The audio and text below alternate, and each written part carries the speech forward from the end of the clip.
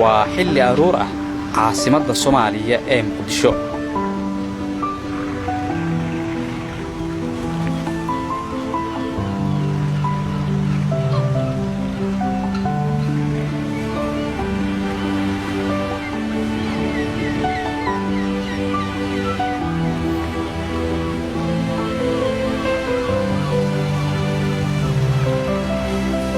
Muqdisho xilligan way soo kabanaysaa waxayna sameynaysaa horumarro dhinacyo badan leh.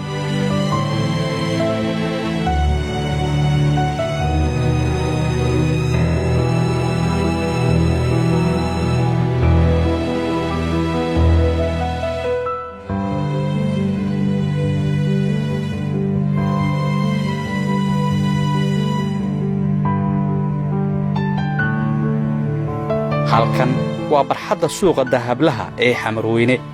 ganacsiga khudaarta ayaana aad u kala socda.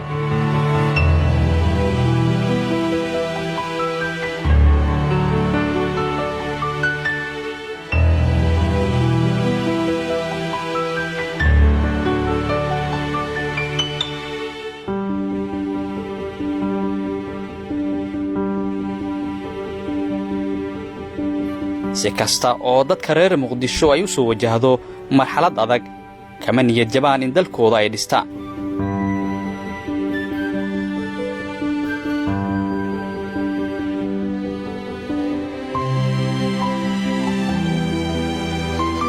dhinacyo badan ayay magaaladu horumar ka samaynaysaa, waxbarashada ayaana ka mid ah.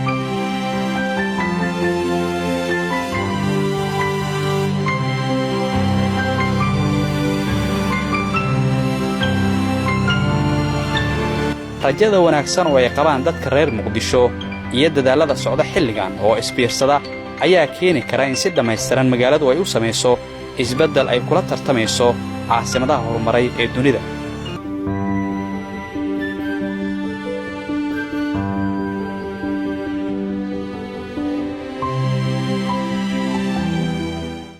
Muhidiin Macallin Cabdullaahi, SN TV, Muqdisho.